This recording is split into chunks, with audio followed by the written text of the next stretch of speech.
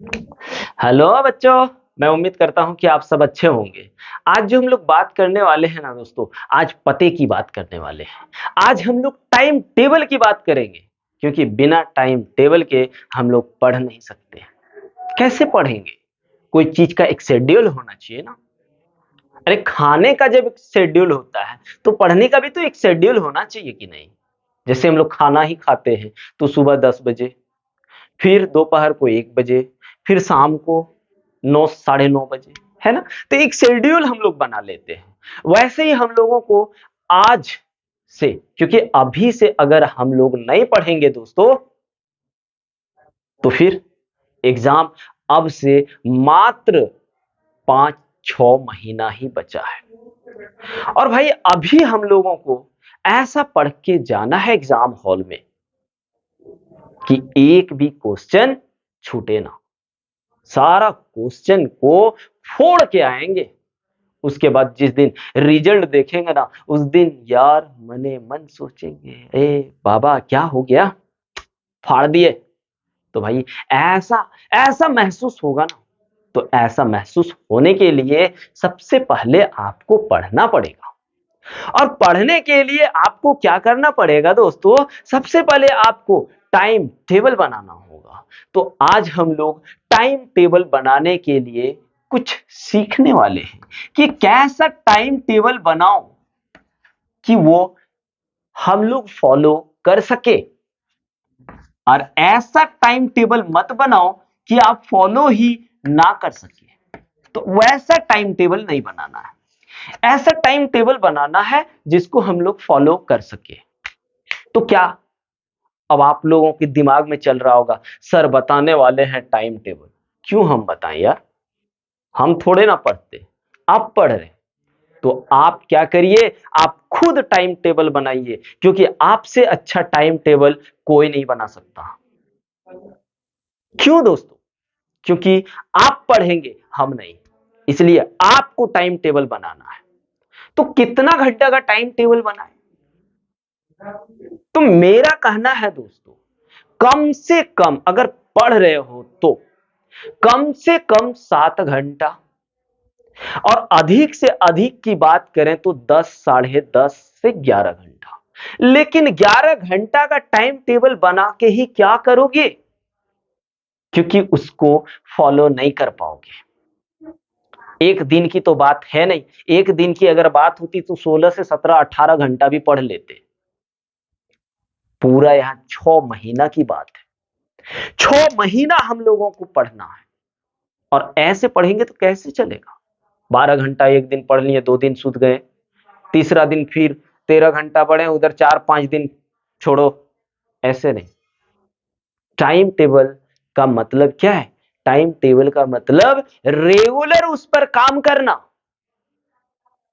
ऐसा नहीं है कि आज हमने टाइम टेबल पढ़ा, टाइम टेबल के हिसाब से पढ़ा, कल छोड़ दिए। नहीं भैया, आप जितना पढ़ सकते उतना घंटा का बनाइए, कम से कम 7 घंटा।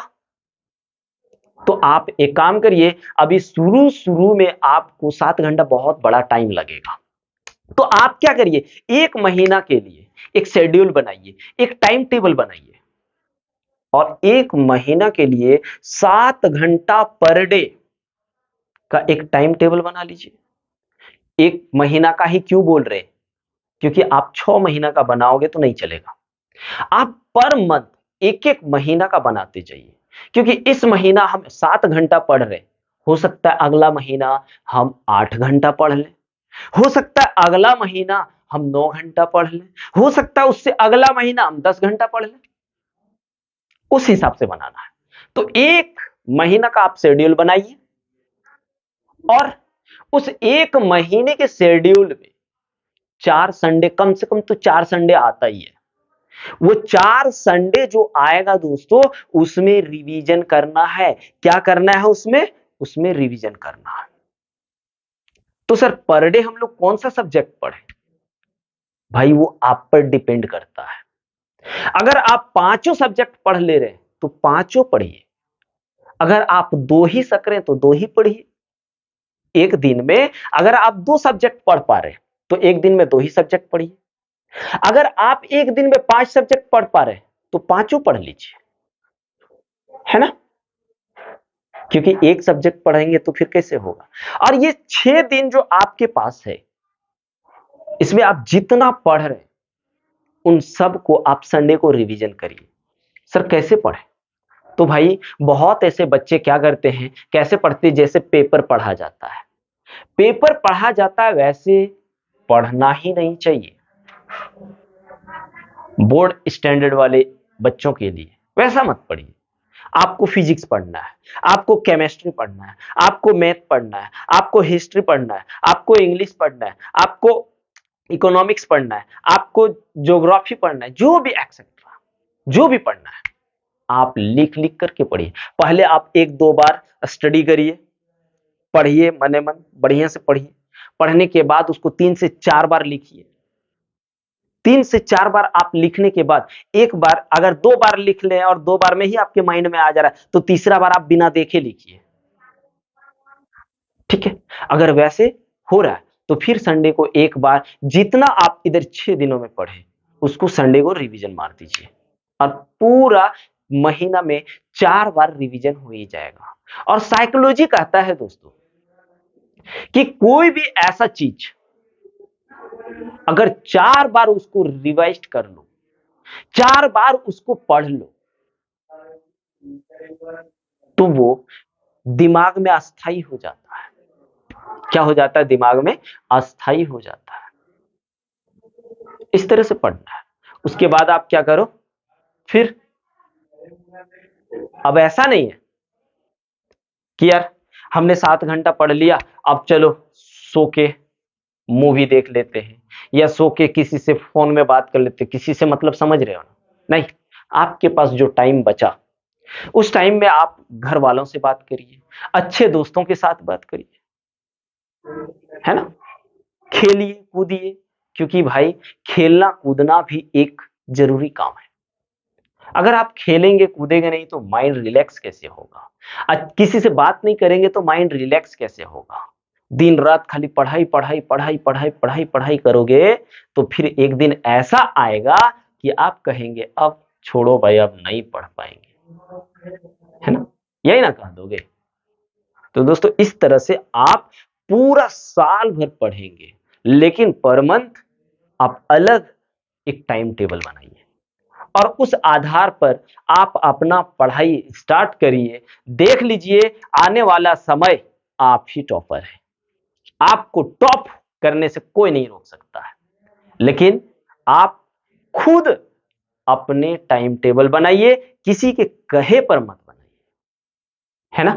क्योंकि आप खुद जब बनाओगे, क्योंकि आपके घर में कब काम होता है उस टाइम तो आप पढ़ नहीं सकते, क्योंकि यार थोड़ा मोड़ा काम भी तो देखना होता है ना, उस टाइम आप पढ़ नहीं सकते। तो किसी के कहे पे आप अपना टाइम टेबल मत बनाइए, आप खुद पहले सोचिए कि यार कब कब हमको समय मिल रहा है, उस समय के अनुसार आप अपना टाइम टेबल बनाइए। अब कोई कह देता है मैथ इस टाइम को पढ़ो, इस टाइम को, जब आपको पढ़ने का मन करे तब पढ़िए, किसी के कहने पे मत पढ़िए। देख लीजिए दोस्तों उसके बाद आप क्या कर पाते हैं। और इसी तरह से अगर आप 6 महीना तक इस टाइम टेबल को चलाते रह गए, लेकिन एक बात ये भी बता दे रहे दोस्तों, हम रेगुलर की बात कर रहे हैं, ऐसा नहीं कि आज पढ़ेंगे तो कल नहीं, परसों मेहमानी में चल गए उसके बाद फिर आए फिर पढ़े, ऐसा नहीं। रेगुलर अगर आप 7 घंटा का पढ़ रहे तो पर डे आपको 7 घंटा पढ़ना है। इसलिए बोल रहे हैं ना, 10 घंटा 12 घंटा 13 घंटा ये सब फिजूल की बात है, क्योंकि 10-12 घंटा कोई पढ़ नहीं पाता, कह देता है ना? ज्यादा से ज्यादा आप महीने में एवरेज निकालोगे तो 7 से 7.5 घंटा पढ़ पाओगे। इसलिए एक एवरेज लेकर के चलना है और पर मंथ आपको एक रूटीन यानी टाइम टेबल बनाना है और उस टाइम टेबल के आधार पर ही चलना है। हम हर बार इस बात को बोल रहे हैं। चलिए लास्ट एक बात ये भी कह दे रहे हैं दोस्तों, गलत दोस्तों के साथ दोस्ती ना रखें, खास करके जो बंदा पढ़ता नहीं है उसके साथ तो दोस्ती रखें ही नहीं। जो बंदा पढ़ता है उसके साथ दोस्ती रखें और ऐसा दोस्त बनाएं जो एनी टाइम जब भी बात करो पढ़ाई से रिलेटेड बात करो, वो कहे आपको कि यार तुम कितना घंटा पढ़ते हो, आप ठीक है कितना घंटा पढ़ते हो भाई, तो आपने कहा 7 घंटा। आप उससे पूछे कि आप कितना घंटा पढ़ते, वो कह दिया भाई हम तो 7.5 घंटा पढ़ते। तो आपके अंदर एक जलस फील होती है, और यही जलस हर एक स्टूडेंट में होना चाहिए। आपके अंदर क्या होती है, एक जलस फील होती है। उसके बाद आप क्या सोचते, ओ आप 7.5 घंटा पढ़े ना, देख लेना कल से हम 8 घंटा पढ़ेंगे, और 8 घंटा एक दिन के लिए नहीं, पूरा 6 महीना तक इसी तरह का रूटीन हम बनाते रहेंगे। आपसे हम आधा घंटा हर बार, हर रोज आधा घंटा आपसे ज्यादा पढ़ेंगे, और आपसे नंबर भी ज्यादा ला करके दिखाएंगे। ये आप मने मन सोचते रहिए। जब तक आप मने मन नहीं सोचेंगे तब तक आप मोटिवेट नहीं होंगे, और आप अगर मने मन मोटिवेट हो गए दोस्तों, तो फटाक से आप अगर सोए हैं तो फटाक से आप उठेंगे, आपके अंदर एक एनर्जी आ जाता है, आप फटाक से उठेंगे, अपना स्टडी रूम जाएंगे, स्टडी रूम जाने के बाद आप कहेंगे नहीं भाई पढ़ने दे, उसको तो पीछे करके ही छोड़ना है।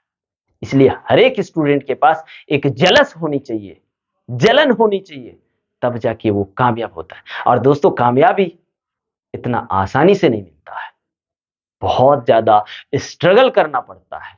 अगर दोस्तों हर कोई स्ट्रगल कर लेता, इतना संघर्ष कर लेता, इतना मेहनत कर लेता, तो हर कोई टॉपर नहीं होता क्या? हर कोई होता कि नहीं?